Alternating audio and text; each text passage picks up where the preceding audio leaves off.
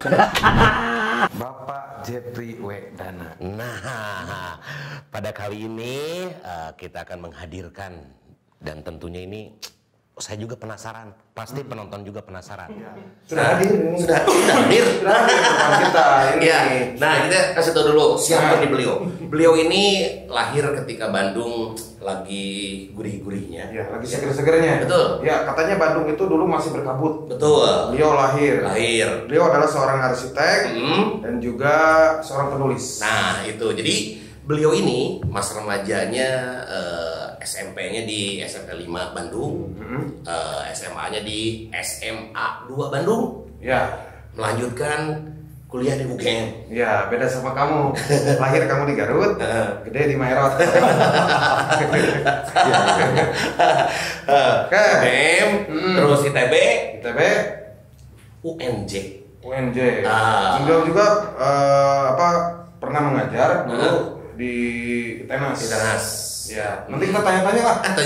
Langsung. Pak, gimana kabarnya Pak? Baik. Sudah beberapa bulan ini kita jarang ketemu ya Pak ya. Iya. Kalau kemarin lama sih COVID ya. Iya. Lagi pandemi kita sering barengan kok. Saya sering ini sama Pak Jeffrey ini. Sharing gitu kan? Iya, sering ngopi lah. Banyak ngopi. Ngobrol sambil ngopi ya. Dan jangan lupa ngudut ya. Iya, itu. Jadi kita mah walaupun berbeda usia, tapi hobi kita sama. Banyak yang sama. Nih, Dok, kalau mau nanyain sejarah Bandung, tanya aja sekarang. Iya. Karena beliau bilang tadi ngobrol sama saya, seorang pemimpin kalau mau memimpin Bandung harus tahu sejarah Bandung. Ya iya. Seperti apa nih sejarah Bandung? Oke, kita bahas dulu sejarah Bandung yang Pak Jeffrey ini. Ya, memang. Jadi perlu kita tahu ya Kang Ado kan, bahwa sebuah kota itu didesain dan direncanakan dengan konsep sebenarnya. Nah, Jadi tidak bisa lepas begitu aja incremental gitu tapi ada konsep. Nah, konsep itu juga ada 3 yang biasanya kita mainkan. Pertama, fungsi pemanfaatan dari sebuah kota atau lingkungan ya. Kedua juga adalah masalah teknologinya. Ada infrastruktur, ada bangunan dan sebagainya. Itu harus kita perhitungkan dengan benar. Yang ketiga tentu masalah estetika. Nah, Bandung dirancang, direncanakan, didesain dan di planning dengan sangat well planned, well design Bandung itu. Sampai ada sebuah miniatur kota Bandung dipamerkan di Prancis ya. Karena pada saat itu tahun 20-an itu dunia desain itu berkiblatnya ke Prancis. Ya. Dengan Menara Eiffel-nya. Waktu itu Menara Eiffel baru juga. Nah, itu teknologi baru. Nah, Bandung sempat dipamerkan di sana di sebuah pameran modern dan mendapat poin bagus di seluruh dunia itu. Jadi memang Bandung adalah kota terakhir di koloni Hindia Belanda pada saat itu dan menjadi kota modern awal modern di Hindia Belanda. Konsepnya itu Kota modern pertama Pak di kota Indonesia. modern pertama, beda dengan Jogja, beda dengan Batavia, beda dengan Semarang, itu kotanya tidak seperti itu. Dan well plan, nah ini yang menarik well plan itu. Jadi semua secara rinci dipertimbangkan, diperhitungkan. Nah juga termasuk jumlah penduduk, tipe jalan. Tipe jalan di Bandung ini sebenarnya tiap beberapa ratus meter ada simpangan, Ya, betul. Jadi itu bisa ngebut karena motor lampu bareng, lampu bareng. Betul. Jadi percuma motor tarik ya Pak di Bandung mah ya. Cuma sebenarnya ngerem. Benar. Oh, jadi emang sudah dari dulu sudah didesain seperti itu. Jadi kita yang ingin melanjutkan sekarang harus paham konsep-konsep itu. Ya. Jadi dan memang beda dengan kota lain. Ya. Dan di Bandung di tiap pojokan tadi simpangan itu itu disiapkan bangunan sudut atau hobo. Mungkin kita pernah dengar, itu bangunan hobo gitu ya, itu bangunan sudut. Dan bangunan sudut dirancang khusus karena tempatnya itu sangat strategis, terlihat dari beberapa sudut pandang. Sehingga didesainnya pun di Bandung ini ya ada yang bermenara, menara 1, SMP 5 menaranya 2. Terus ada yang melengkung, Bang Jabar itu melengkung. Terus Homan juga menghadap sini dengan menara. Jadi memang ada cirinya. Gitu. Betul-betul didesain Ya, urban design-nya Iya, main. iya. Dan itu peradaban kota.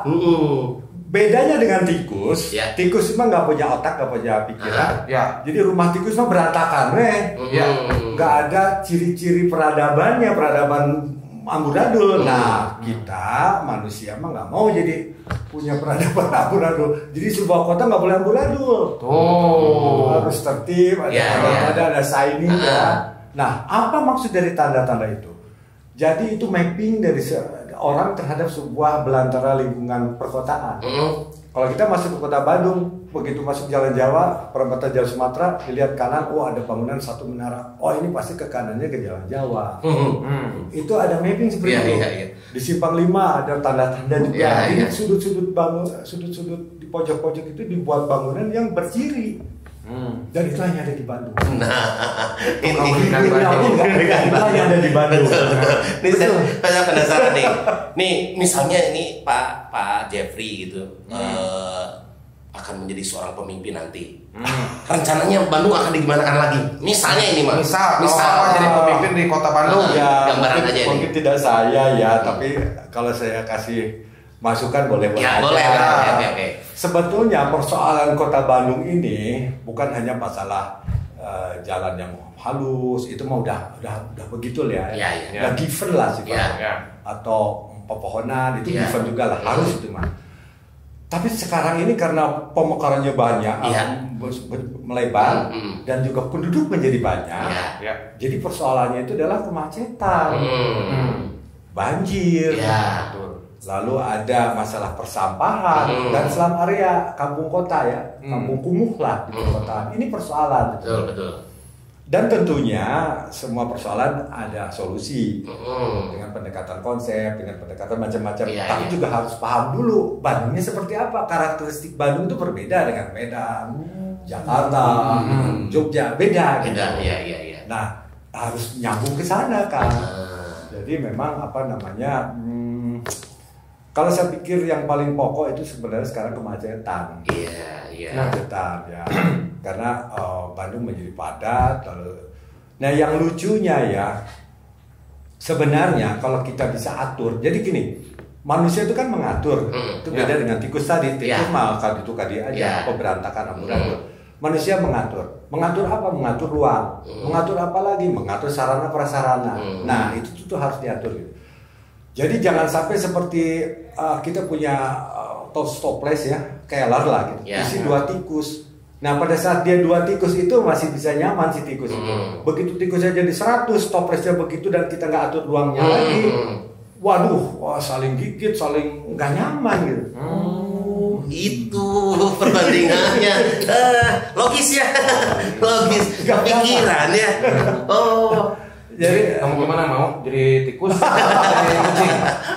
Dimasukin ke toples ya. Oke. Bentar, ini untuk solusinya Pak. Ada punya nggak kalau misalkan jadi seorang pemimpin, misalkan solusinya untuk melihat Bandung sekarang yang macet ini, itu kan kira-kira mau seperti apa? Apakah mau pengurangan kendaraan atau pelebaran jalan, atau mau misalkan nggak ada kendaraan sama sekali? Udahlah jalan kaki lah gitu, kayak dulu gitu kan. Ini menarik banget. Jadi gini sebenarnya ya, setelah Bandung melebar besar ke kiri ke kanan atau ke utara ke barat ke selatan gitu ya, jadi membesar. Tadinya hanya 250.000 orang, sekarang sudah 2,5 juta. Nah, itu harus ada beberapa regulasi yang pokok sebenarnya. Nah, pertama sebenarnya kalau kita pecah ya, ada Bandung Barat, Bandung Utara, Selatan, dan Timur. Kalau bisa di jalan raya itu jangan saling seliweran begitu aja. Jadi artinya orang yang tinggal di Bandung Barat kerjanya di Bandung Barat gitu.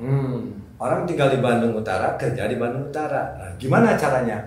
Biasanya yang saya lihat di beberapa kota di luar, pengaturan mereka itu dari peraturan daerahnya sebenarnya. Itu biasanya ada generator atau pusat kegiatan yang besar, ada sebuah mall besar gitu, dan dia punya karyawan banyak dan sebagainya. Karyawannya itu tidak disebar begitu aja, tapi ada di belakangnya. Jadi mereka siapkan mes atau dormitory asrama. Sehingga begitu dia harus kerja ke tempat mallnya dia, tinggal jalan kaki, naik sepeda aja gitu. Nah di jalan raya tidak jadi macet, tidak banyak frekuensi kendaraan. Jadi jangan sampai orang tinggalnya di ujung Berung, kerjanya di Cimahi, orang tinggalnya di Kopo, kerja di Setiabudi gitu. Nah itu tiap hari tuh ulang-alik aja mereka. Belum lagi dari faktor ulang-alik yang lain. Nah itu salah satu pengaturan. Yang kedua jelas transportasi massal. Nah itu kendaraan umum. Ya. Gimana? Jadi kita aktifkan apakah KRL seperti inilah. Bandung ini ditunjang juga oleh kota satelitnya. Seperti Jakarta ditunjang oleh Citayam, Depok, Bogor, gitu ya, Bekasi, itu kota satelitnya. Kalau Bandung juga ada, ditunjang oleh Ranca Ekek, Soreang, Kecamatan Lembang. Nah, tiap jam 8 pagi atau jam 7, mereka tuh berbondong-bondong masuk ke pusat kota, kota Bandung untuk bekerja, dan sekolah macam-macam. Nah ini tuh gak bisa pakai kendaraan pribadi, motor, mobil masing-masing. Itu yang bikin macet. Tapi masalahnya kendaraan umum tuh saya juga bukan ini ya, gak nyaman. Gak nyaman dari segi ngetena lila gitu kan, terus segi keamanan juga gitu kan, lo bakal kasir copet ya malah kita maksakeun lah. Beli motor lah gitu kan. Beda sama di luar negeri ya. Beda jam sekian misalkan jam 7 berangkat misalkan berangkat. Yang misalkan telat 5 menit atau udah ketinggalan.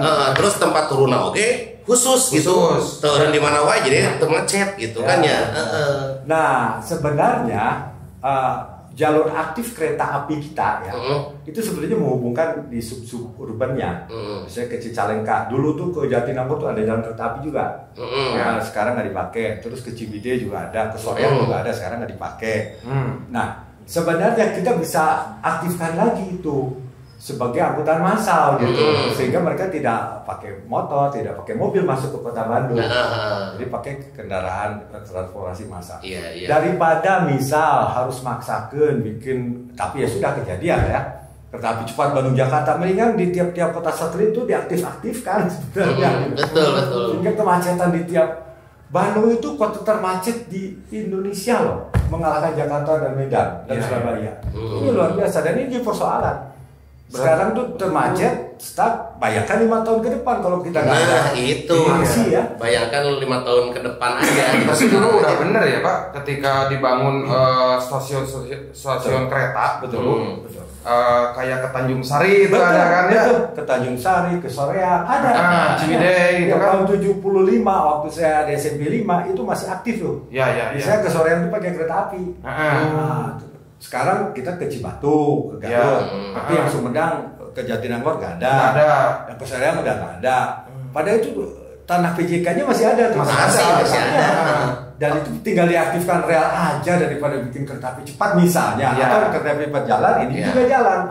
Untuk kemacetan, sekarang Bandung kota termacet di Indonesia. Oh luar biasa. Saya orang Bandung sedih kan. Kok bisa gitu? Kok nggak ada?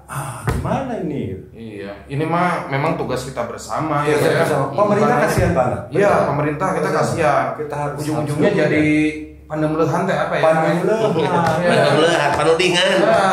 Ku masih pemerintah teh padahal balik di kau urang gitu ya. Coba ini kan kesadaran kita juga lah gitu kan. Satu kesadaran, keduanya sebenarnya memang persoalan populasi yang membesar ya. Nah, tapi kita punya aset tadi, jalan-jalan kereta api yang satelit itu bisa diaktifkan. Tanahnya masih punya pemerintah. Tinggal bagaimana koordinasi pemerintah daerah dengan PT KA misalnya. Terus ya gerbongnya dibikin bagus lah. Tahu nggak si Bonge dari Citayam ke Dukuh Atas ke Sudirman bayar cuma 3.000 pakai KRL RD. Dia tuh naik kereta. Sudirman cuma 3.000 ya Pak. Bonge juga. Tahu Bonge ya, Pak Jeffrey ya. Viral ya. Si JJ itu ya. Iya, terus si Roy, pacarnya si JJ, dia cuma 3.000 perak. Keretanya enak. Iya. Pasarnya Bonge siapa itu Pak Jeffrey? Pasarnya Bonge kan si Kurma. Si Kurma. Katanya sekarang si Kurma ya. Putus itu ya. Iya. di ghosting sih kurma itu. Lebih ngikutin banget ya, Pak Oh Jeffrey, iya, generasi saya zilenial kan ya. generasi milenial saya juga. Sekarang mah Harus kan Kalau si mengikuti Kurma zaman. Dede mah zilenial dia. Ini lagi. Ya, jadi memang harus mengikuti zaman, ngiklan zaman. Ketika sekarang lebih ke visual tuh apa ya? YouTube, Ya, gitu kan, lebih ke media visual, ya. ya. Karena kalau misalnya orang kieu gitu, meureun moal ieu nya Mau berkembang. mau berkembang ketinggalan zaman berarti kan. zaman. Nah ini, ini saya sudah pegang buku ini koloni terakhir. iya. Ini tentang konferensi Iya, jadi- Asia Afrika Iya, tahun 1955 di Bandung. Ini karyanya Pak Jeffrey kok. Betul, Ini betul. kamu udah baca belum? Iya kan baru dikasih, baru dikasih. Saya mah 6 bulan yang lalu dikasih. Nah, Iya. udah dibaca. Belum selesai. Baru halaman 6. Masih banyak. Makanya sekarang tanyain. Iya. Ini katanya ini sukses katanya. Ini konferensi Asia Afrika itu sukses. Iya. Apa sih yang menjadi faktor gitu Ya. kesuksesannya itu gitu kan? Ya ini menarik nih karena generasi milenial kita ya. Ya. Kalau ditanya konferensi Asia Afrika atau 55 tahu. Gimana? Iya sukses dari hasil Bandung kan? Iya betul. Terus ya sudah gitu aja. Iya. Nah sebetulnya nggak hanya begitu aja. Implikasinya atau dampaknya itu sebetulnya mendunia, menggelikan Iya, malah. betul. Nah dari kondisi itulah saya membuat novel untuk anak muda sih sebenarnya dan mencintai lagi kepada prestasi besar bangsa Indonesia. Jangan sampai mereka menganggap generasi senior kita nggak ada prestasinya cuma banyak-banyakin dia suka miskin, banyak-banyakin kan nggak bagus, memang Ya, prestasi ya, ya. gitu. Ya, ya. Nah, Ya. sebenarnya bangsa kita itu leluhur kita atau generasi terdahulu itu prestasinya luar biasa. Malah sampai dan situasi tahun 55 itu hampir mirip dengan situasi kita sekarang. Tahun 55 itu setelah Perang Dunia Kedua, dunia terbelah dua menjadi blok barat dan blok timur. Itu blok barat pemenang perang kelompok Amerika dan teman-temannya. Yang timur ini Soviet Rusia dan teman-temannya juga. Indonesia mah nggak mau ikut kiri kanan. Non-blok. Enggak. Dia malah jadi pelopor untuk mendirikan bangsa-bangsa yang tidak ikut kiri dan di kanan. Itu. Luar biasa ya. Jadi kalau ada dua kekuatan besar, ini Indonesia menjadi kekuatan penyeimbang di tengah. Dan dia jadi pemimpinnya. Jadi untuk mendamaikan yang lagi Ya. rusuh ini Ya, ya. mungkin karena Indonesia Indonesia sama ya Pak Jeffrey ya. Iya. Jadi berbagai etnik, Betul. suku gitu kan. Benar. Jadi udah paham Ya, menyatukan Asia Afrika itu Ya, gitu kan. jadi betul sebenarnya Betul. Asia Afrika itu sukses salah satunya karena ada pidato pembukaan sih sebenarnya dari Presiden Republik Indonesia saat itu Insinyur Soekarno. Dia mengarahkan kepada delegasi yang hadir. Nah di Gedung Merdeka ya. Di Gedung Merdeka di sini. Di sini dekat Weh, sebelah. pantesan Pak Jeffrey Ya. ada sungai terpanjang katanya di sana teh.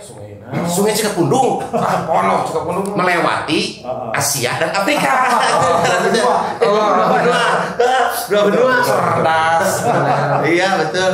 Jadi memang sengaja sih dikumpulkan di Bandung. Itu juga luar biasa. Saya ceritakan di dalam sebuah novel. Kenapa novel? Karena novel itu rileks ya. Iya, Ceritanya benar. rileks. Terus juga tidak harus mendogma lah. Kita tuh sekarang udah nggak musim lah kayak dosen. Iya, guru iya. gitu ya mendogma enggak lah. Iya. Ayo kita bikin bareng-bareng, Iya. bikin bareng-bareng gitu. Nah. Jadi rupanya salah satu faktor kesuksesan K55 itu adalah arahan atau pidato pembukaan dari Presiden Soekarno Ya. di Gedung Merdeka, terus keynote speaker gitu. Itu di hadapan para delegasi yang 29 negara tadi, 29 negara itu baru merdeka mereka. Ya. Karena setelah Perang Dunia Kedua kita duluan sebenarnya yang memerdekakan. Jadi gini, sebelum Perang Dunia ke-1 di 1920 itu bangsa kulit berwarna ini Ya. itu hampir 85% dikolonial oleh bangsa Eropa. Didatangi oleh mereka dan dijajah, dikolonialisasi. Ya. Nah, tapi setelah Perang Dunia Kedua tahun 40-an Ya. meledak Perang Dunia Kedua, Ya. Eropa hancur-hancuran setelah itu. Tadinya Hitler ya, Jerman menggeruduk pakai tank Guderian, Erwin Rommel itu ke arah barat, ke Perancis, ke Polandia, ke Inggris juga Pulau Inggris dihantamin. Nah, tapi lalu Amerika bantuin, ini jadi terdesak, tapi ke timur juga si Jerman Nazi juga menggeruduk tuh. Rusia ya, diambilin lagi tuh. Sama Rusia digeruduk lagi, kejepit ujungnya. Akhirnya Berlin dipecah bagi dua. Nah, dipecah bagi dua, tapi implikasinya adalah peradaban Eropa hancur. Ekonomi Eropa habis Perang Dunia Kedua hancur. Termasuk orang-orangnya. 2 juta tentara Jerman ditawan ke Siberia oleh pasukan Rusia tuh. Itu pemuda-pemudanya itu yang tadinya gagah-gagah itu nggak ada tuh di Berlin di Jerman tuh karena ditawan Amerika juga sekian juta. Jadi rontok. Nah, tapi Belanda juga rontok, Polandia rontok. Nah, akhirnya bangsa-bangsa kulit berwarna ada kesempatan untuk merdeka. Berani merebut kekosongan itu dan mereka merdeka. Siapa yang pertama kali merdeka? Siapa, Pak? Bangsa kita. Indonesia. Ya. Indonesia. 1945. Ya, Perang Dunia Kedua selesai, Perang Pasifik juga selesai. Hiroshima dan Nagasaki dibom. Terus Jepang angkat tangan, surrender. Wah, kita merdeka.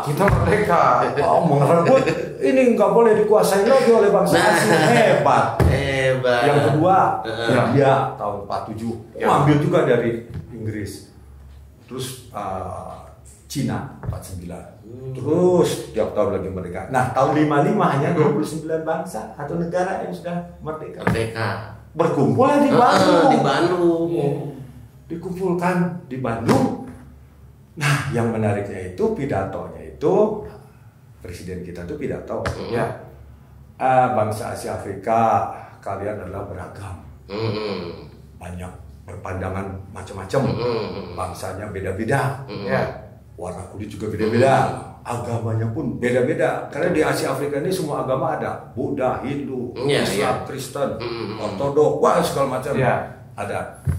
Tapi kalian tuh hampir sama dengan kami di Nusantara. Kami pun begitu. Suku bangsa kami macam-macam. Jawa, Sunda, Batak, Minang, Papua. Papua waktu itu belum merdeka.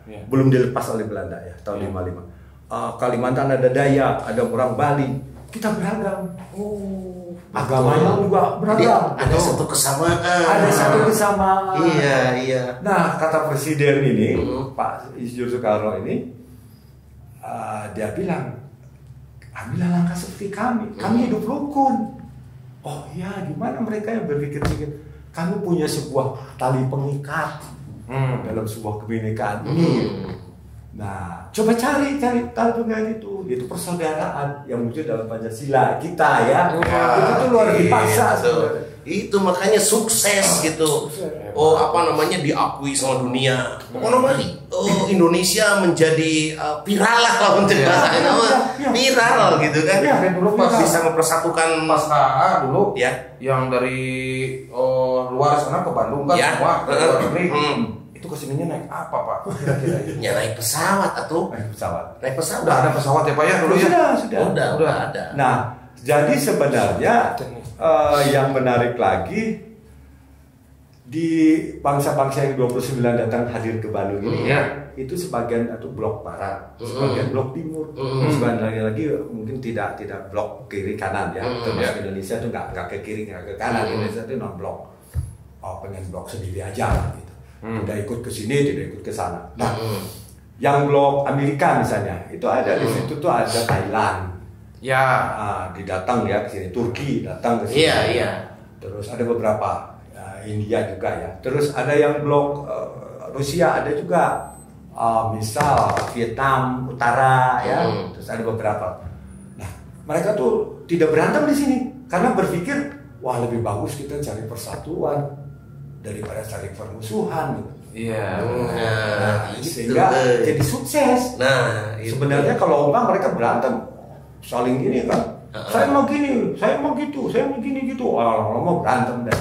Kayak kemarin. Lu cebong, gua kampret, lu cebong. Wah, ribut kan? Yang kedua, arahan dari pidato pembukaan Insinyur Soekarno itu yang menarik adalah dia mau menitipkan pesan dalam cara nanti mengambil keputusan bersama.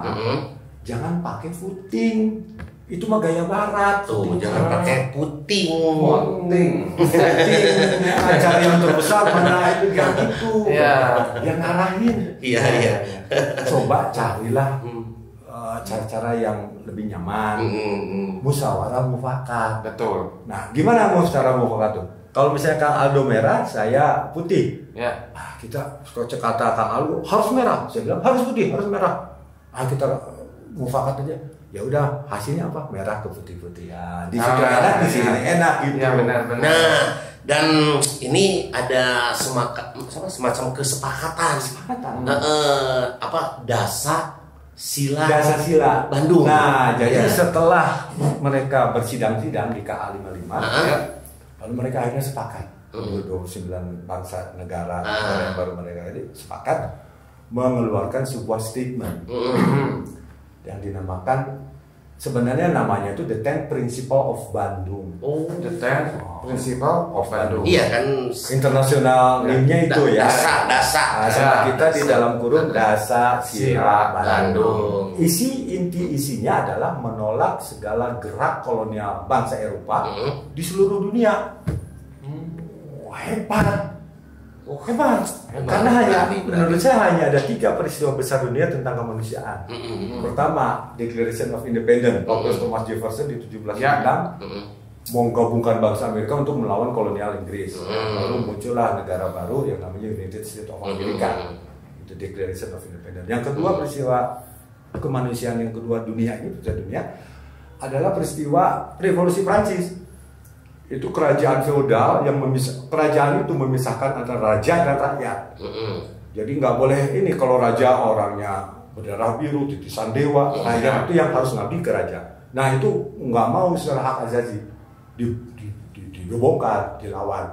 Muncullah demokrasi yang kita namakan trias politika. Jadi kekuasaan diatur oleh 3 pilar tadi, legislatif, eksekutif, yudikatif.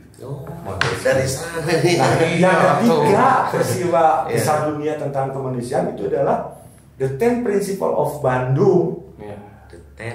Disepakati atau diteken oleh 29 bangsa yang baru merdeka di kota Bandung pada saat terakhir penutupan KA tanggal 24 April tahun 1955. Itu muncullah sebuah deklarasi dunia, The 10 Principle of Bandung atau Dasar Sila Bandung.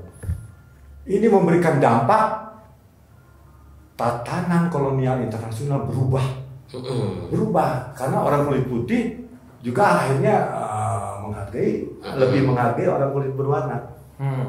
Nah, dampak realnya seperti apa? Yang menarik dampak realnya itu adalah bangsa Maroko ya di Afrika Utara itu dilepas akhirnya oleh pemerintahan Perancis dan negara Perancis, dilepas untuk disuruh mendirikan negaranya sendiri.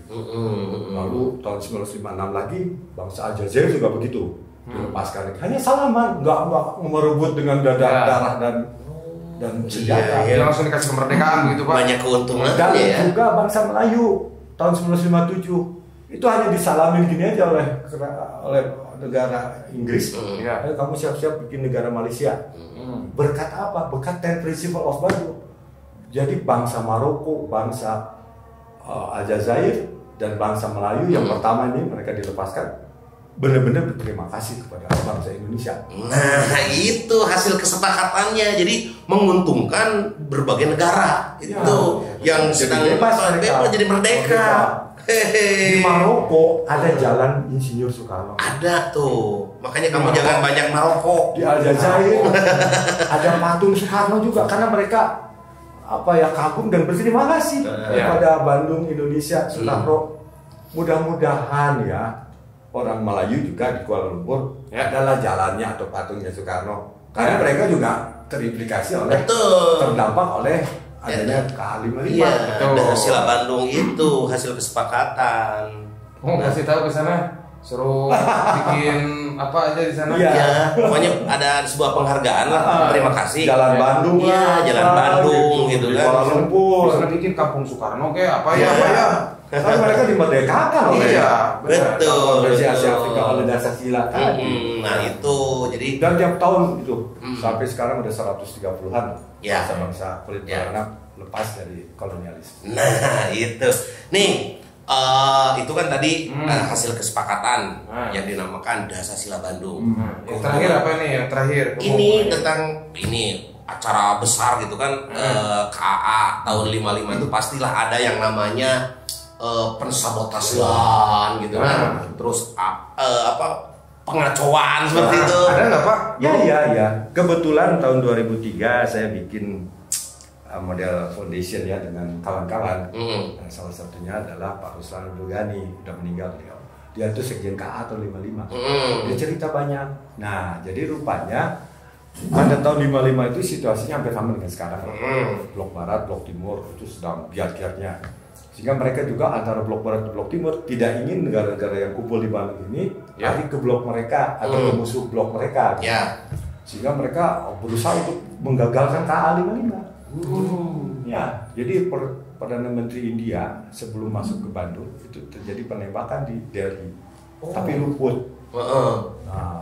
Ngelong lah, ngincat di tangkis mungkinnya Pak, ditang gitu. Nggak kena dia. Nggak tahu hebatnya si Pak Nehru itu ya. Nah yang keduanya lucu juga nih. Jadi apa namanya Gedung Merdeka dulu namanya Societe Concordia. Tiba-tiba dibakar orang. Dibakar orang. Supaya keburu dipadamkan. Itu sebelum ya? Sebelumnya interiornya habis dibakar. Ya, tapi direnovasi lagi, cepat-cepat direnovasi karena 18 April 55 kan dipakai untuk acara pembukaan konferensi pada saat itu. Sampai segitunya ya. Nah, itu 18 April akan dibuka. Tanggal 12 Aprilnya pesawat delegasi pertama dari Cina itu tiba-tiba meledak di Laut Natuna. Tenggelam namanya pesawat Kashmir Princess. Itu 13 orang meninggal lah, hanya beberapa orang yang selamat. Ya, terus dicek ke sini katanya dikasih C4 yang ada bom di situ. Disabotase lah. Iya. Dan di Natuna itu perairan Indonesia. Setelah lepas dari Laut Cina masuk ke Natuna. Jadi kalau sekarang Natuna diributin itu tetap perairan Indonesia. Jadi KA-55 ya. Dan mereka waktu KA-55 pun mereka masuk Natuna harus lapor dulu. Ya. Pemerintah Indonesia waktu ada penyelidikan kapalnya kan tenggelam di laut itu. Ya. Nah, jadi sebenarnya ya memang KA-55 itu adalah peristiwa internasional ya. Betul. Dilaksanakan oleh bangsa yang baru dimerdekakan. Kita di bangsa yang baru 10 tahun merdeka. Betul. 45 ke 55. 45 ya. Dan itu kerja hebat dari semua pihak. Sebuah kebanggaan tentu untuk bangsa Indonesia baru 10 tahun sudah mengadakan event besar internasional. Kebayang sok misal aduh di gedung mana ya acara tapi itu orangnya pasti. Waktu itu IO-nya siapa? Pasti. Yang catering pasti ada. Pasti. Wedding aja ada sekarang. Iya, pasti ada. Soalnya kan istilahnya untuk nginep di mana tamunya pasti ada apa namanya asar kayak gitulah. Kalau sekarang makanya dulu juga Cepopong kan ikut andil ya. Ya, beliau jadi dulu masih SMA dulu apa SMP ya? SMA ya, Cepopong. Jadi semua anak muda juga dilibatkan, anak SMA, anak mahasiswa karena ada beberapa perguruan tinggi ya. Iya. Dulu itu Universitas Islam Indonesia, sekarang ITB namanya. Nah, anak-anak itu dilibatkan untuk ini ada sebagai penerjemah ya. Iya, luar biasa ya. Iya, betul. Andil. Iya. Berarti begitu ramainya dulu tahun 55 pas KA ini. Iya. Kalau kita ke Maroko ditanya dari mana Bandung Indonesia. Dulu orang Bandung gitu. Dulu kami disambut oleh orang Bandung tahun 55. Betul, gitu. Jadi kita tahu sekarang, wah luar biasa.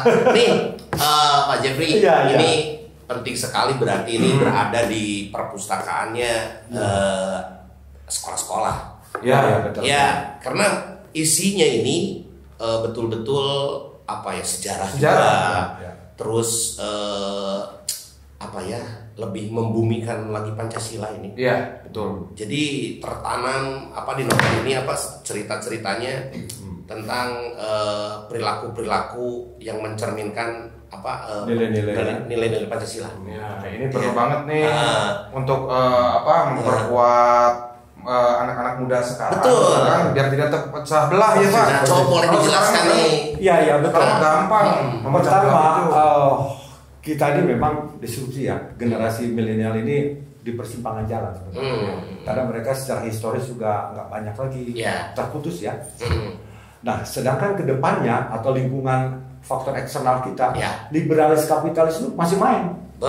Sosialis, komunis misalnya masih main juga. Pengen kita dipengaruhi oleh mereka. Lalu juga faktor-faktor lain lah, ada ingin memecah diri, itu tuh masih tetap ada. Nah, padahal kita besar karena kita bersatu. Kalau kita terpecah-pecah, kita lemah. Nah, di sini saya ngajarin, di samping ada cerita KA55, mereka lalu berantem di lorong-lorong bawah tanah melawan yang mau sabotase. Lalu ada berantem juga dengan sniper yang disiapin untuk nembak Nehru gitu ya, atau Chou En-lai. Mereka berantem di sana, terus ada romansa juga, karena kalau novel kan harus ada romans, anak-anak muda lah ya. Lalu banyak sekali, tapi saya intinya ingin mengajarkan bahwa mereka itu ada sikap persatuan ya. Ini tokohnya juga ada Lingga tuh orang Sunda asli. Lalu ada Waskito, ini anak Solo. Terus ada Rizal, ini anak Minang gitu ya. Kan mereka bersahabat. Dan Indonesia adalah itu, dan sahabat itu indah. Jadi keberagaman menjadi sebuah kesatuan dan sebuah harmoni yang menjadi kekuatan. Dan itu kita miliki gitu ya.